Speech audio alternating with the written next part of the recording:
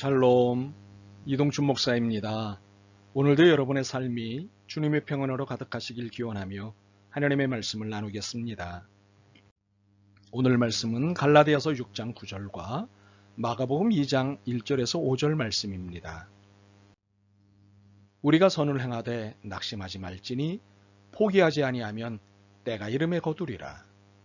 수일 후에 예수께서 다시 가버나움에 들어가시니 집에 계시다는 소문이 들린지라. 많은 사람이 모여서 문 앞까지도 들어설 자리가 없게 되었는데 예수께서 그들에게 도를 말씀하시더니 사람들이 한 중풍병자를 4사람에게 메어가지고 예수께로 올세.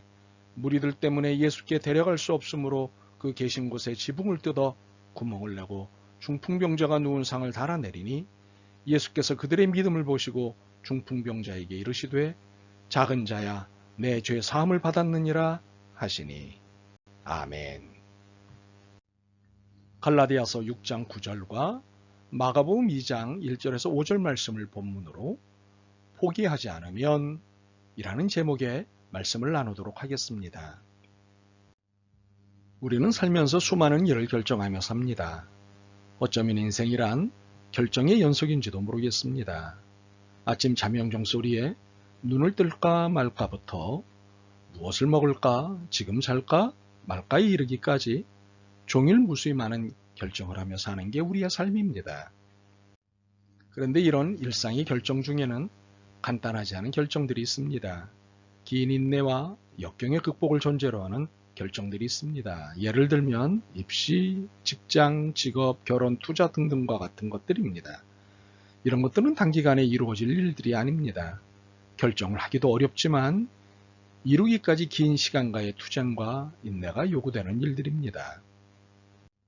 때문에 어려운 결정을 했음에도 중도에 포기하는 경우를 종종 봅니다. 물론 애초 목표 설정이 잘못된 것을 알고 바꾸는 것이야 무엇이 잘못이겠습니까? 그렇지만 선한 목적임이 분명한데 중도에 포기해야 하는 것은 너무도 안타까운 일입니다.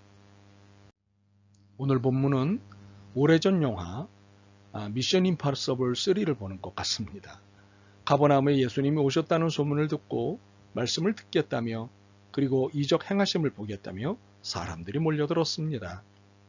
이들 중에 이웃에 사는 한 중풍병자의 사정을 긍휼히 여기던 사람들이 있었습니다.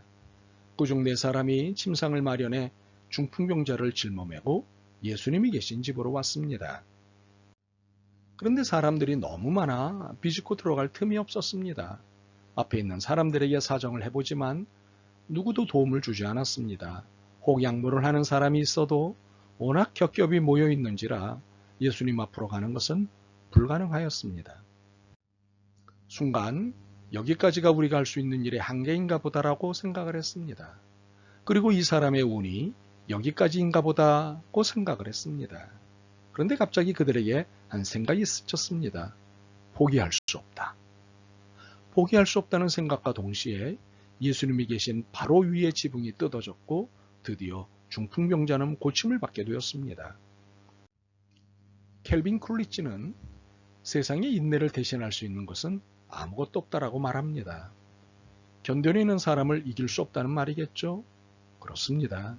끝까지 견뎌낸 4사람 덕에 중풍병자는 그 질긴 운명과도 같은 병에서 탈출할 수 있었습니다. 참으로 중풍병자의 병을 낫게 도와준 4사람의 인내는 위대함이라고 말해도 될 것입니다.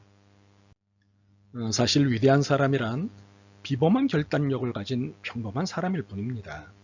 이런 사람은 어떤 일을 진행하던 중에 일을 그만둔다는 것은 상상조차 하지 않습니다. 그들은 계속해서 그들의 일을 해나갈 뿐입니다. 사람의 위대함이란 명성이나 지위 혹은 재산으로 결정되는 것이 아닙니다. 사람을 낙담시키는 것이 무엇이냐로 결정됩니다. 그가 타인으로부터 받는 비판과 일의 실패에 대해 어떻게 반응하는지를 보면 그를 알 수 있습니다. 우리를 낙심하게 만드는 것들이 있습니다. 여러분에게는 무엇입니까? 매사가 원하는 대로 되는 것이 아닙니다. 기대대로 되는 일은 드뭅니다. 이러한 우리를 향해 성경은 말씀합니다. 갈라디아서 6장 9절입니다. 우리가 선을 행하되 낙심하지 말지니 포기하지 아니하면 때가 이름에 거두리라. 하나님이 한 그루의 참나무를 만드시는데 60년이라는 시간이 들어갑니다. 하나님이 버섯 하나를 만드시는 데는 6시간이 듭니다. 이처럼 참나무처럼 안정감 있고 토대가 튼튼한 물건이 되도록 하는 데는 버섯보다 더 많은 시간과 결단력이 요구됩니다. 어느 날 개구리 삼형제가 뛰어놀다가 그만 우유통에 빠지게 되었습니다. 힘껏 헤엄을 쳐보지만 3마리 개구리는 도저히 나올 수가 없었습니다. 맏형은 슬픈 표정으로 말했습니다. 우리의 힘으로는 어쩔 수 없다. 운명에 맡길 수밖에. 그렇게 헤엄치는 것을 중지하고 우유 속으로 가라앉고 말았습니다. 둘째 형은 눈물을 줄줄 흘리면서 신을 원망했습니다. 도대체 신은 내가 무슨 잘못을 했다고 나를 우유에 빠뜨려 죽게 한단 말인가? 살아보려는 노력을 하지 않고 그도 형과 마찬가지로 죽고 말았습니다. 그러나 막내는 실망하는 대신 죽을 때 죽더라도 끝까지 살 수 있는 방법을 찾아보겠어. 이대로 죽을 수는 없지 하며 계속 헤엄을 치면서 생각했습니다. 얼마나 헤엄을 쳤는지 모를 때였습니다. 무엇인가 단단한 것이 다리에 걸렸습니다. 그러자 그것을 딛고 힘껏 뛰어올랐습니다. 하나, 둘, 셋! 막내 개구리는 우유통 밖으로 빠져나왔습니다. 나와서 보니 우유가 치즈로 변해 있었습니다. 결국 포기하지 않은 막내는 살았습니다. 영국 수상을 지낸 윈스턴 처칠은 국어, 그들에게는 영어겠죠? 국어 수업을 제대로 해낼 수가 없어서 중학교 2학년을 마치는데 3년이 걸렸습니다. 세월이 지나고 옥스퍼드 대학이 처칠에게 졸업 연설을 부탁하였습니다. 처칠은 평소에 아끼는 소품들을 가지고 도착했습니다. 시가와 지팡이와 실크 모자였습니다. 처칠이 연설대에 올라서자 관중들은 일어나 감사의 박수를 보냈습니다.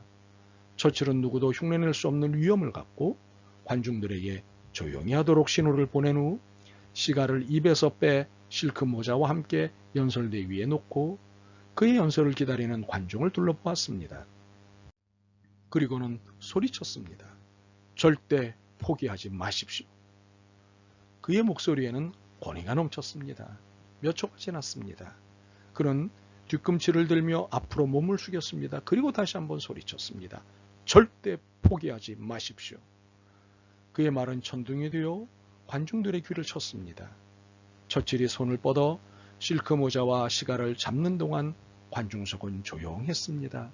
지팡이의 몸을 의지하며 처칠은 연설대를 떠났고 졸업 연설은 끝났습니다. 그렇습니다. 포기하지 않아야 친구의 중풍병을 고칠 수가 있습니다. 지금 우리 앞에는 예수님의 역사가 시작되기 직전입니다. 그러나 포기하면 놀라운 역사를 볼 수 없습니다. 낙심하지 않고 인내하면 길은 반드시 열리게 되어 있습니다. 여러분이 그 은혜의 당사자이길 소망합니다. 아멘. 주님, 적은 인내심으로 살면서 주님을 원망하였습니다. 믿음을 갖고 견디지 못하면서 삶을 원망하였습니다. 이제 이 모든 부족함이 더 견디지 않고 더 믿음을 갖지 않은 결과인 것을 깨닫습니다. 믿음을 더해 주시고 인내심을 부어 주옵소서. 그리고 주님을 끝까지 기다리게 하옵소서. 예수 그리스도의 이름으로 기도드립니다. 아멘. 오늘도 여러분의 믿음과 삶을 응원합니다. 사랑합니다.